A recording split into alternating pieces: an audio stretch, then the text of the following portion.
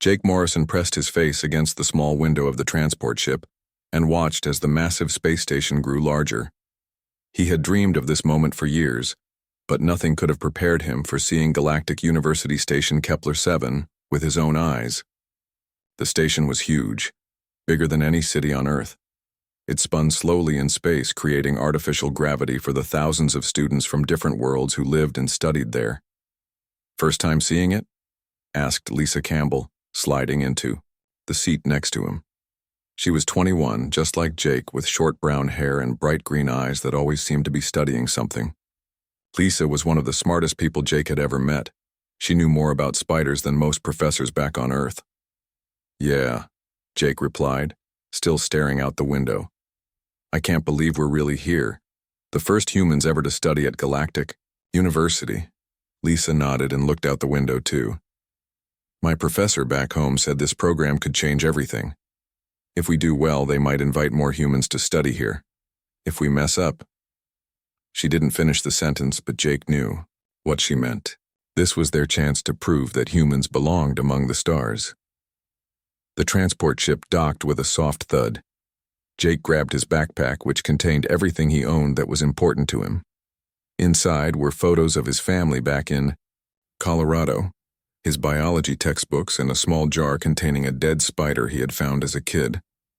That spider had started his love for biology. 20 human students walked off the ship together. They were the best and brightest from universities all over Earth. Jake was studying biology at the University of Colorado. Lisa was working on her doctorate in spider science at Oregon State University. There was Danny Rodriguez from Texas, who knew more about chemistry than anyone Jake had ever met. Amy Chen from California was a computer genius who could make machines do almost anything. The docking bay was enormous. Jake had never seen a room so big. It could have fit 3 football stadiums inside it.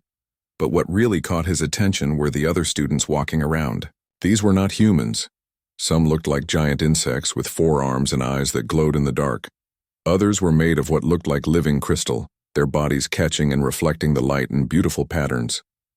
There were students that looked like they were made of metal, others that seemed to be made of gas held together in a rough shape of a person. But the ones that really stood out were the Zephyrians.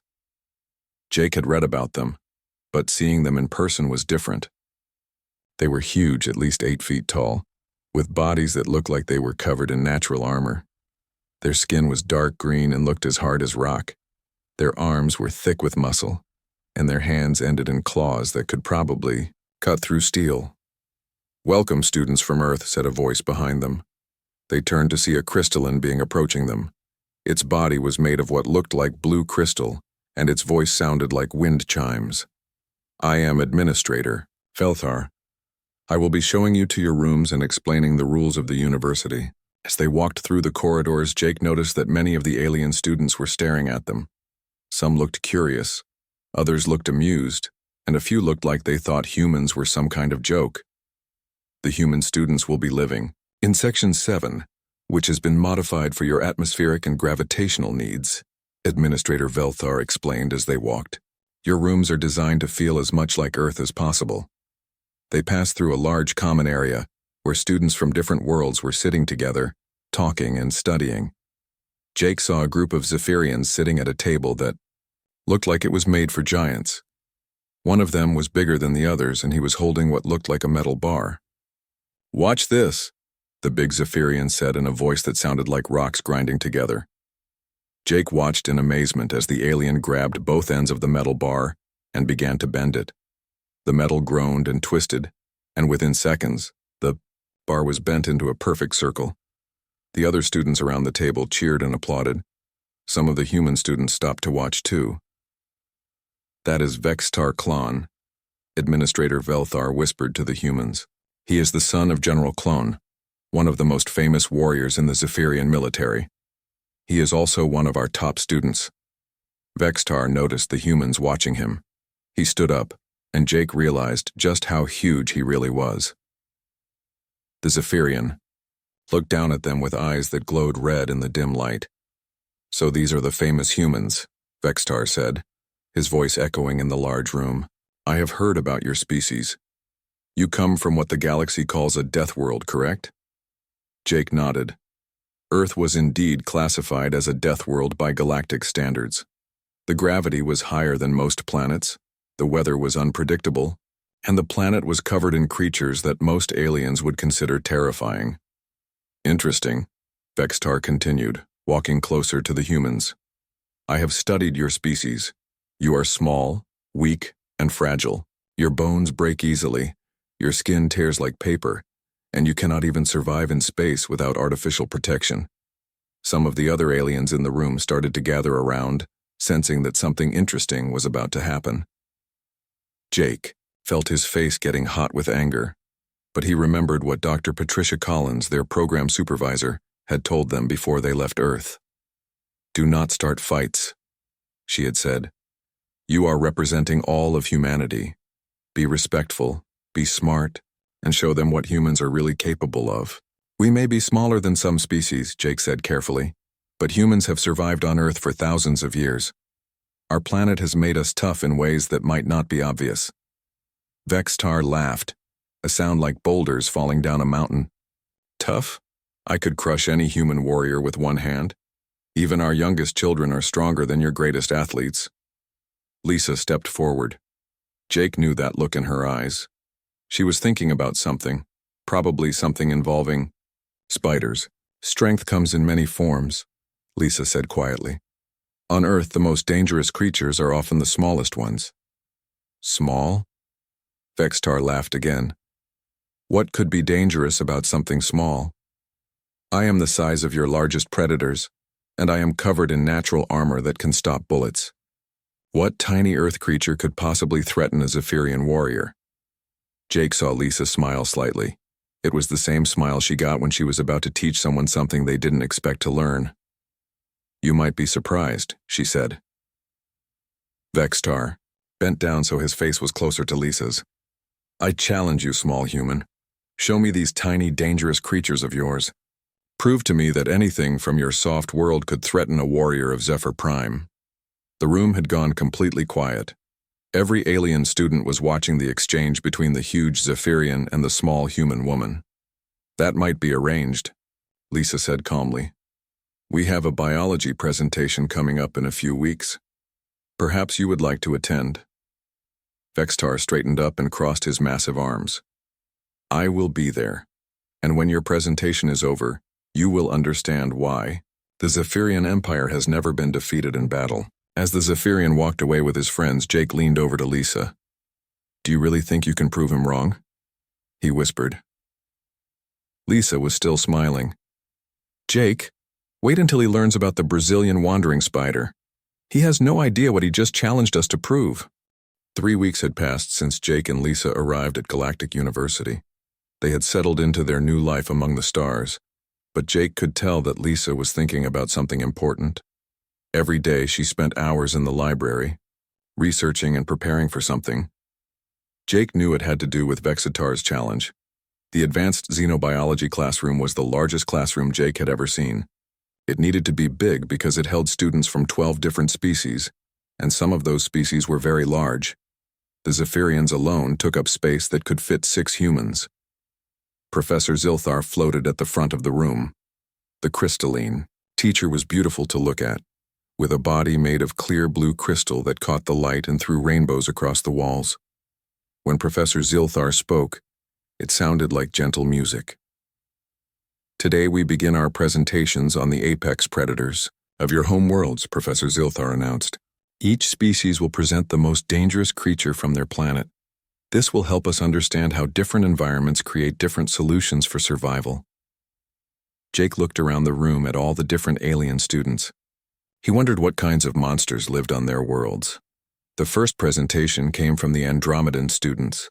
They showed pictures of creatures they called ice dragons. These beasts were as big as Earth's blue whales, but they lived in the frozen atmosphere of gas giant planets. The ice dragons could breathe clouds of supercooled gas that could freeze solid steel in seconds. The ice dragons hunt in packs, explained one of the Andromedan students, whose body looked like it was made of flowing water. They can survive in the vacuum of space in temperatures that would kill most life forms instantly. The other students made impressed sounds. Jake had to admit that ice dragons sounded terrifying. Next came the students from Tau Ceti. They presented the plasma beasts, creatures that lived inside the corona of their sun. These beings were made of pure energy and could shoot bolts of plasma hot enough to melt mountains. Plasma beasts feed on solar radiation, the Tau Ceti student explained through a translation device, since their species communicated with light patterns. They are essentially living stars, capable of destroying entire spaceships with a single attack. More impressed murmurs filled the room. Jake was starting to feel nervous about Earth's presentation. The Rigelian students showed pictures of void hunters, monsters that lived in the empty space between stars. These creatures were the size of small moons and could travel faster than light by bending space around themselves. They hunted by swallowing entire asteroids and space stations. Each presentation seemed more impressive than the last. The creatures from these alien worlds were huge, powerful, and terrifying. Jake began to wonder if Lisa really knew what she was doing. Finally, it was Vextar's turn to present for the Zephyrians. The massive warrior student stood up and activated the holographic display. The image that appeared made several students gasp in fear. It showed a creature that looked like a cross between a rhinoceros and a dragon, but covered in what looked like diamond armor. "This is the Kethmar," Vextar said proudly, his voice filling the large room. "It is the apex predator of Zephyr Prime and the most dangerous creature in our part of the galaxy." The hologram showed the Kethmar in action. The creature was enormous, easily the size of an Earth elephant, but it moved with surprising speed. Its claws could cut through solid rock like butter, and its armored hide could stop weapons that would destroy tanks. "The Kethmar has never been killed by conventional weapons," Vextar continued. "Only our greatest warriors, using weapons made from the same diamond-hard materials as the creature's armor, have ever been able to defeat one in combat. Most Kethmar die of old age after living for thousands of years." The hologram showed a Kethmar fighting a group of Zephyrian warriors. Even with their advanced weapons and incredible strength, the warriors struggled against the beast. It took 6 of them working together to bring down one Kethmar. "Furthermore," Vextar said, looking directly at the human students, "the Kethmar can survive in the vacuum of space, withstand temperatures hot enough to melt steel, and go without food for decades. No creature in the galaxy can match the Kethmar's combination of size, strength, and resilience." The alien students were very impressed. Even Professor Zilthar made sounds of approval at Vextar's presentation. "Excellent work, Student Vextar," Professor Zilthar said. "The Kethmar is indeed a formidable apex predator. Now let us hear from our newest students. Jake Morrison and Lisa Campbell, please present Earth's apex predator." Jake felt his heart beating fast as he and Lisa walked to the front of the room. Every eye in the classroom was watching them. Vextar was smiling in a way that made it clear he thought the humans were about to embarrass themselves. Lisa activated the holographic display, but instead of showing a monster, she showed a picture of a beautiful meadow filled with flowers. "This is a typical field on Earth," Lisa began. Several alien students started to look confused. The next image showed a hummingbird feeding from a flower. The tiny bird was no bigger than Jake's thumb, with feathers that shone like jewels in the sunlight. "This is a hummingbird," Lisa continued. "It weighs less than a coin from your pocket." Some of the alien students began to whisper among themselves. A few started to chuckle. Vextar's smile got bigger. The next image showed a butterfly landing on a child's nose. The butterfly's wings were orange and black, and it looked completely harmless. "This is a monarch butterfly," Lisa said. "It is so light that a gentle breeze can carry it away." Now more students were laughing. Jake heard one of the Rigelian students say something that the translator turned into, "Is this a joke?" But Lisa wasn't finished. The next image showed something that made the laughter stop. It was a spider. The spider in the image was small, probably no bigger than a human fingernail. It was brown and black, with 8 thin legs and multiple eyes. It was sitting in the center of a web that sparkled with morning dew. "This," Lisa said calmly, "is a brown recluse spider." The alien students looked confused. Even after seeing the spider, most of them were still smiling. Vextar actually laughed out loud. "This tiny creature is your apex predator?" Vextar asked, his voice full of amusement. "I could step on 1,000 of these things without even noticing them. How could something so small possibly be dangerous?" Lisa looked at Vextar with the same calm expression she had worn 3 weeks ago when he first challenged her. "Size," she said quietly, "is not the same thing as strength, and strength is not the same thing as danger." She clicked to the next image, which showed a microscopic view of the spider's fangs. They looked like tiny needles, with drops of clear liquid hanging from their tips. "What you're looking at," Lisa continued, "is the most efficient delivery system for chemical warfare ever created by evolution. That clear liquid contains compounds that can dissolve living tissue from the inside out." The laughter in the room began to die down. Professor Zilthar floated closer to get a better look at the images. "Please continue, Student Campbell," the professor said, sounding genuinely interested. Lisa smiled and clicked to the next image. This one showed a close-up photograph of what looked like rotting flesh. "This is what happens to living tissue after being bitten by a brown recluse spider," Lisa explained. "The venom contains enzymes that break down cell walls and blood vessels. A single bite from this spider, which weighs less than a paperclip, can create a wound the size of your hand." The room had gone completely quiet. Even Vextar had stopped smiling. "But the brown recluse," Lisa continued, "is not even close to being Earth's most dangerous spider." Lisa clicked to the next image on the holographic display. This time it showed a spider that looked different from the brown recluse. It was black, with a bright red mark on its back that looked like an hourglass. "This is a black widow spider," Lisa said. Her voice was calm, but Jake could see that every alien student in the room was now paying attention. "It is slightly larger than the brown recluse, about the size of a grape, but its venom works in a completely different way." The image changed to show a microscopic view of the black widow's venom. It looked like tiny molecules floating in liquid. "Black widow venom attacks the nervous system," Lisa continued. "It contains a compound called latrotoxin, which forces nerve cells to release all of their chemical signals at once. This causes muscle spasms, paralysis, and extreme pain." Professor Zilthar moved closer to the display. The crystalline teacher's body was glowing brighter than usual, which Jake had learned meant that crystalline beings were very interested in something. "How potent is this venom compared to the creatures we have seen today?" Professor Zilthar asked. Lisa looked at her notes. "A black widow produces only a tiny amount of venom with each bite, but that small amount is 15 times more toxic than the venom of a rattlesnake, which is one of Earth's larger poisonous creatures." Several alien students made surprised sounds. Jake saw Vextar lean forward in his chair, which creaked under his massive weight. "But even the Black Widow," Lisa said, "is not the most dangerous spider on Earth. That title belongs to a spider most humans have never heard of." She clicked to the next image. This spider looked similar to the others, but something about it seemed more menacing. It was brown with long legs, and it was sitting on what looked like a banana. "This is the Brazilian wandering spider," Lisa announced, "also called the banana spider, because it sometimes hides in shipments of bananas."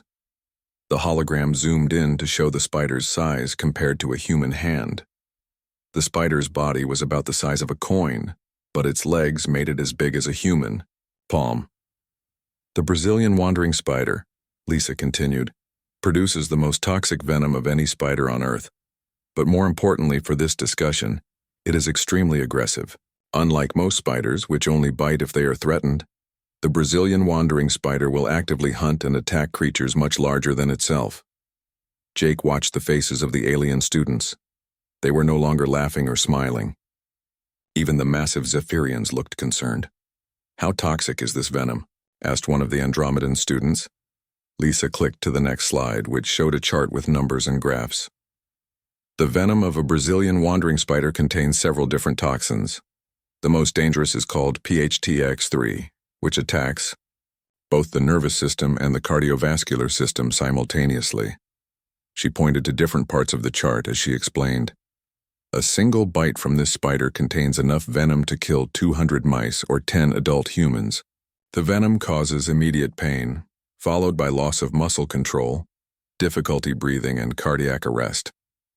Death usually occurs within 15 to 30 minutes if no medical treatment is given. The room was completely silent now. Jake could hear the quiet hum of the space station's air recycling system. But the most frightening thing about the Brazilian wandering spider, Lisa continued, is not just how deadly it is, it's how small and common it is. The hologram showed a map of South America with red dots marking spider locations. There were thousands of red dots. These spiders live in populated areas. They hide in houses, cars, clothing, and food shipments. Humans encounter them regularly, often without knowing it until it's too late. Danny Rodriguez, the chemistry student from Texas, raised his hand. Lisa nodded to him. "Tell them about the other Australian spiders," Danny suggested. "The funnel web, spiders." Lisa smiled and clicked to a new image. This showed a spider that looked different from the others. It was larger, with a shiny black body and fangs that were clearly visible even in the photograph. "This is the Sydney funnel web spider," Lisa said. "It lives in and around Sydney, Australia, one of Earth's largest cities. This spider is unique because its fangs are large enough and strong enough to bite through human fingernails and soft shoes." The hologram showed a close-up of the spider's fangs. They looked like small black needles, each one about half an inch long. The Sydney funnel web spider produces venom that is extremely toxic to primates, including humans, Lisa explained. Before anti-venom was developed, a bite from this spider killed most victims within 6 hours. The venom causes massive overstimulation of the nervous system, leading to muscle spasms so severe that they can break bones. Vextar finally spoke up. His voice was quieter than usual. "How large is this creature? Surely something so dangerous. Must be at least the size of your hand?" Lisa shook her head. "The largest Sydney funnel web spiders have a body about the size of a walnut. Their legs span about 3 inches. A full-grown male weighs less than a paperclip." She clicked to an image that showed a funnel web spider next to a human hand for scale. The spider looked incredibly small compared to the hand. "This spider," Lisa said, pointing to the tiny creature in the image, "can kill a full-grown human who weighs 200 pounds in less than an hour." Jake watched Vextar's expression change. The massive Zephyrian warrior was starting to look genuinely worried. Professor Zilthar's crystal body was now glowing very brightly. "Student Campbell, these creatures you describe seem to violate the normal rules of predator and prey relationships. How can something so small be so dangerous to creatures thousands of times larger?" Lisa had been waiting for this question. Jake could see the excitement in her eyes as she prepared to explain the science behind Earth's deadly spiders. "The answer," Lisa said, "lies in evolution and chemistry. Earth is what the galaxy classifies as a death world, but it's not just dangerous because of large predators or harsh weather. It's dangerous because every creature on Earth has been locked in an evolutionary arms race for millions of years." She clicked to a new slide that showed a timeline of Earth's evolutionary history. On most worlds, large predators dominate through size and strength. But on Earth, creatures that couldn't grow large had to find other ways to survive. They developed chemical weapons. The hologram showed molecular diagrams of different spider venoms. "These spiders didn't evolve to hunt large prey," Lisa continued. "They evolved to defend themselves against large threats. Their venom is designed to stop attackers quickly and efficiently, regardless of size." Jake saw several alien students exchange nervous glances. The Rigelian student who had called Earth's creatures a joke earlier was now taking careful notes.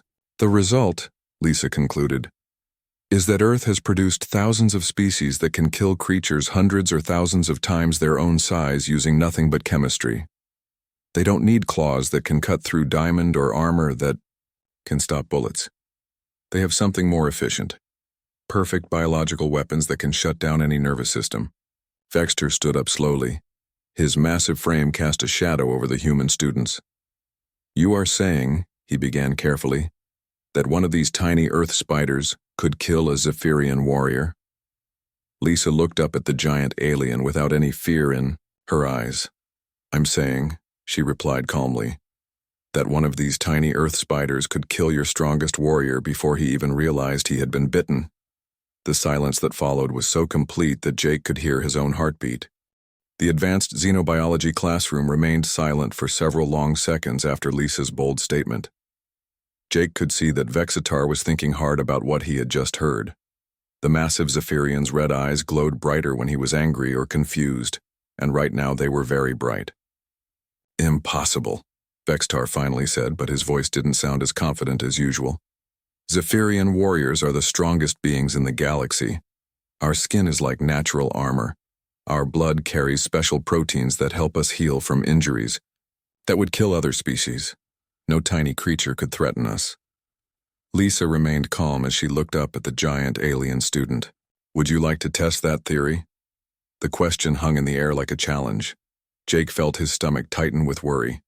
He knew Lisa was brilliant, but challenging a Zephyrian warrior seemed dangerous, even in an academic setting.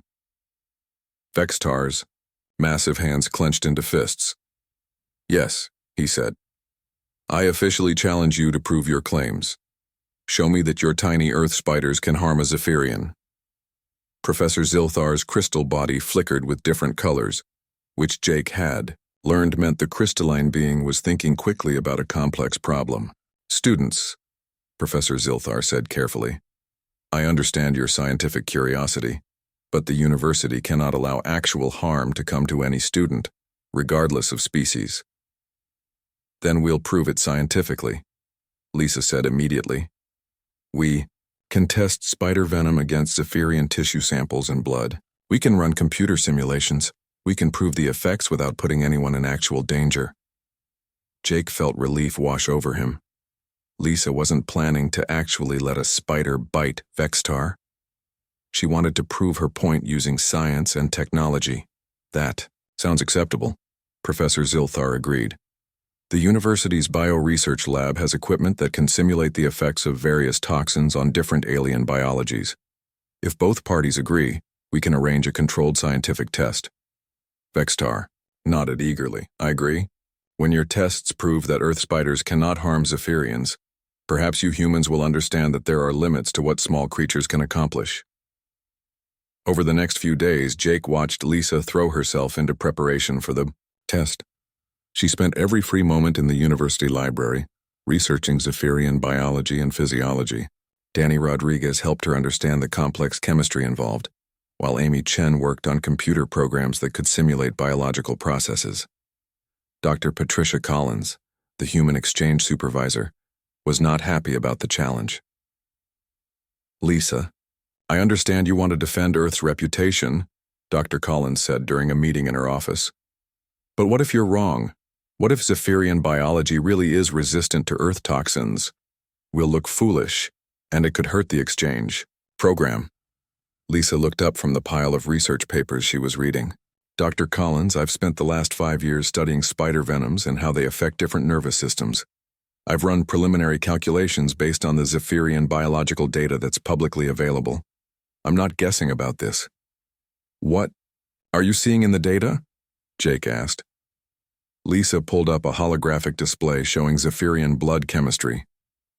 "Look at this," she said, pointing to different parts of the display.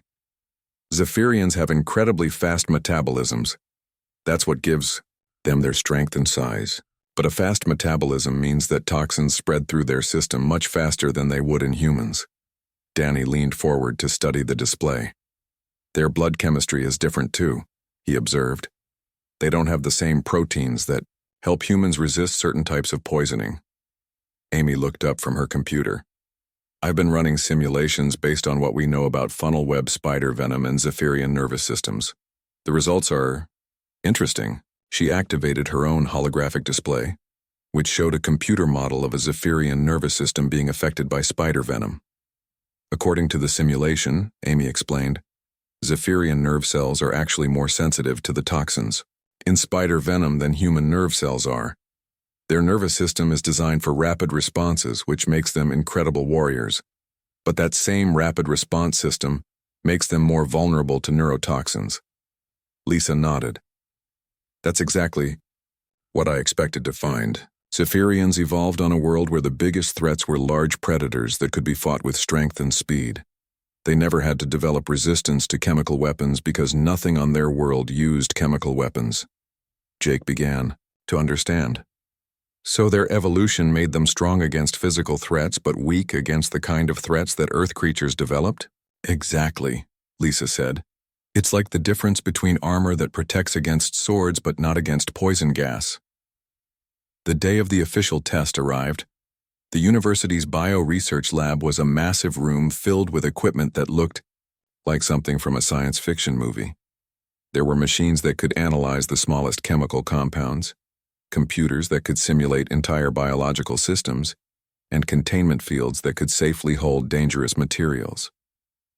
Professor Zilthar was there, along with several other professors who were curious about the results. Vextar arrived with 2 other Zephyrian students, both of whom looked skeptical about the whole experiment. Before we begin, Professor Zilthar announced, "I want to make it clear that this is a scientific experiment, not a competition. We are here to learn about the differences between species and how evolution creates different survival strategies." Lisa and her team had prepared carefully. They had samples of venom from several different Earth spiders, all safely contained in quantum-sealed containers. They also had tissue samples that Zephyrian volunteers had provided, along with detailed scans of Zephyrian nervous systems.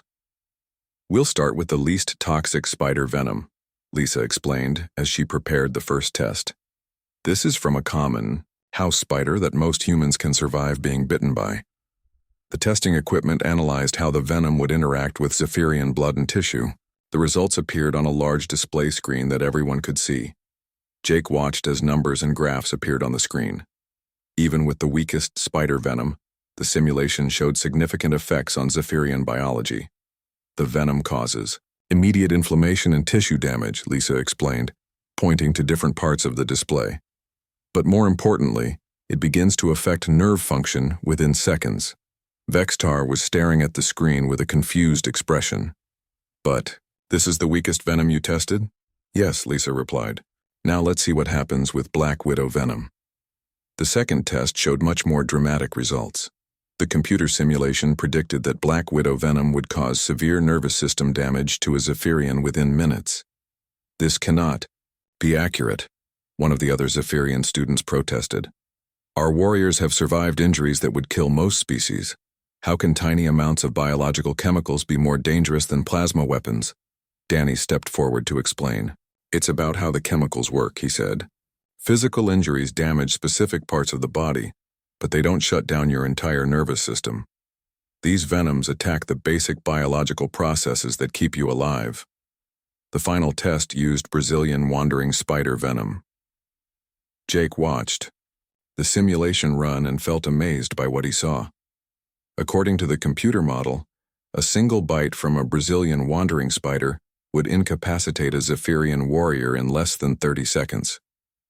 "The venom would cause immediate paralysis," Lisa explained as the simulation showed a Zephyrian nervous system shutting down. "The victim would be unable to move or call for help. Death would follow within 5 minutes as the heart and breathing muscles stopped working."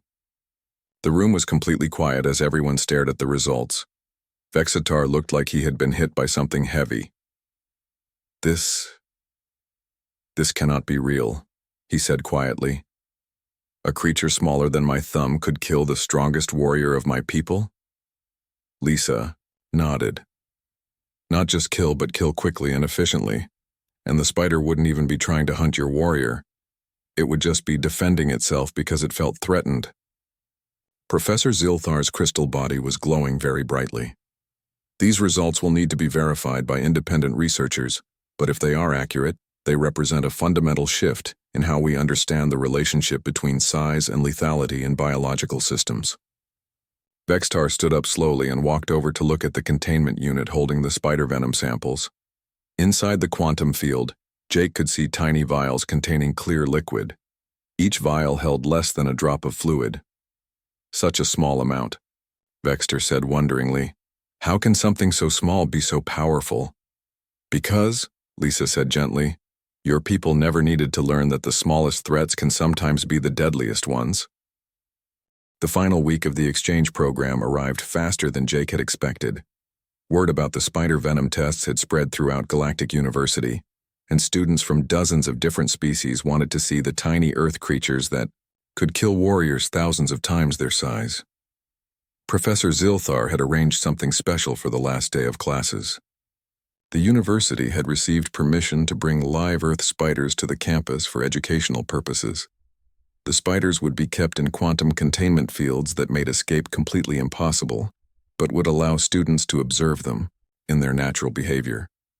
"I must admit," Professor Zilthar said as students filed into the large biology lab, "when I first heard about this exchange program, I expected to learn about human technology or perhaps human culture. I did not expect to discover that Earth's smallest creatures might be the most efficient killing machines in the galaxy." Jake looked around the lab and saw that it was packed with alien students. There were crystalline beings, Andromedans, Regelians, and at least 6 different species he didn't recognize.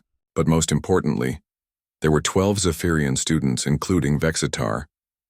The massive warrior looked different than he had 5 weeks ago. He was still huge and intimidating, but something in his eyes had changed. He no longer looked at the human students like they were weak jokes. Instead, he watched them with what Jake realized was respect. "Before we begin the demonstration," Lisa said as she stood next to a containment unit, "I want everyone to understand that these spiders are not monsters. They are not evil. They are simply creatures that evolved to survive on a world where everything was trying to kill them." Inside the containment field, Jake could see a Sydney funnel web spider sitting in a replica of its natural habitat. The spider was about the size of a large coin with a shiny black body and legs that moved with quick, precise motions. "This spider," Lisa continued, "is not trying to hurt anyone. It's just living its life, hunting insects, and defending its territory. The fact that its bite can kill creatures much larger than itself is simply a side effect of millions of years of evolution." Amy Chen activated a holographic display that showed the spider at different sizes. "If we imagine this spider scaled up to the size of the creatures from other worlds we've studied, it would look like this." The hologram showed what a funnel web spider would look like if it were the size of a Kethmar. Even Jake, who had grown up around spiders, felt scared looking at the massive projection. The spider's fangs alone would be the size of swords. "But that's not how evolution works," Danny Rodriguez explained. "This spider doesn't need to be large because it has something better than size. It has chemistry." Kevin Price, an engineering student from California, had created a special demonstration for the alien students. He activated a second holographic display that showed size comparisons in reverse. "Now imagine the Kethmar that student Vextar showed us," Kevin said. "But instead of being the size of an elephant, imagine it shrunk down to the size of this spider, while keeping all of its deadly abilities." The hologram showed a tiny Kethmar no bigger than a coin, but still with diamond-hard claws and incredible strength. Even at that small size, it looked terrifying. "That," Kevin concluded, "is essentially what Earth spiders are. They are apex predators that have been compressed into tiny packages, but they've lost none of their killing power." Vextar raised one of his massive hands. "May I ask a question?" Lisa nodded. "On my world," Vextar said slowly, "we measure strength by how much weight you can lift, how hard you can hit, how tough your armor is. But you're saying that Earth measures strength differently?" Jake saw Lisa smile.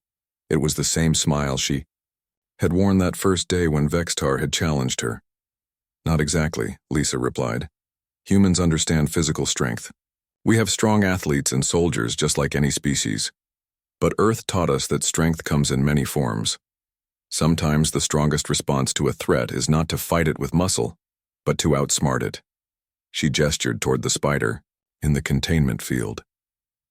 "This spider weighs less than a paperclip, but it has solved the same survival problems that your Kethmar solved. The Kethmar became huge and grew diamond armor. The spider became a chemist." Professor Zilthar floated closer to the containment unit. "From a scientific perspective, this is fascinating. Most worlds develop either large predators or chemically based predators, but rarely both. Earth seems to have developed every possible survival strategy simultaneously. That's because Earth never gave any species a break," Jake said. "If you survived the big predators, you still had to worry about tiny ones. If you developed immunity to one type of poison, there were 100 other types waiting to kill you. Everything on Earth had to become either very good at killing or very good at not being killed. An Andromedan student asked, "What does this mean for how we understand Earth humans? If your world produced such efficient killers, what does that say about your species?" Lisa and Jake exchanged glances. They had talked about this question many times over the past few weeks. "It means," Jake said carefully, "that humans learned to survive by being adaptable. We couldn't grow diamond armor like the Kethmar, and we couldn't produce venom like the spiders. So we learned to use tools, to work together, and to think our way out of problems. We learned," Lisa added, "that the best way to deal with something dangerous is usually not to fight it but to understand it. Humans have been bitten by deadly spiders for thousands of years, but instead of just accepting that they would die, we studied the spiders. We learned how their venom works, and we developed anti-venom to save people's lives." Vextar stood up and walked closer to the containment unit. He stared at the small spider for a long time without saying anything. Finally, he turned to face the human students. "5 weeks ago," he said, "I believed that strength meant size and muscle and armor. I thought that small things were weak things, and weak things were not worth respecting." He paused and looked around the room at all the alien students who were listening. "I was wrong," Vextar continued. "This tiny creature could kill me before I even knew I was in danger. Not because it is evil or cruel, but because it is perfectly designed for survival, and the humans who live alongside these creatures, who study them and understand them instead of just fearing them, they have a kind of strength that I never understood before." He turned back to Jake and Lisa. "Your world doesn't breed the biggest warriors or the strongest fighters. It breeds the smartest survivors, and perhaps that is the most dangerous kind of strength there is." Professor Zilthar's crystal body glowed with approval. "This exchange program has taught us all something important. We have learned that danger and strength come in many forms, and that wisdom often matters more than size." As the class ended, and students began to file out of the lab, Vextar approached the human students one more time. "When I return to Zephyr Prime," he said, "I will tell my people about what I learned here. We have always believed that we were the strongest species in the galaxy because we could defeat any enemy in direct combat. But you have shown me that the most dangerous enemies might be the ones we never see coming." He extended his massive hand toward Lisa. "I would be honored if Earth would consider sharing its knowledge with my people. We could learn much from studying how your world created such efficient survival strategies." Lisa shook his hand, her small human hand disappearing inside his giant grip. "I think," she said, "that would be the beginning of a very interesting partnership." As Jake packed up his belongings and prepared to return to Earth, he realized that something important had happened during their 5 weeks at Galactic University. The humans had not just proven that Earth's creatures were dangerous, they had proven that intelligence, adaptability, and the willingness to learn from even the smallest teachers could be more valuable than any amount of physical strength. The galaxy was about to discover that humanity's greatest strength was not that they came from a death world, but that they had learned to turn a death world into a teacher.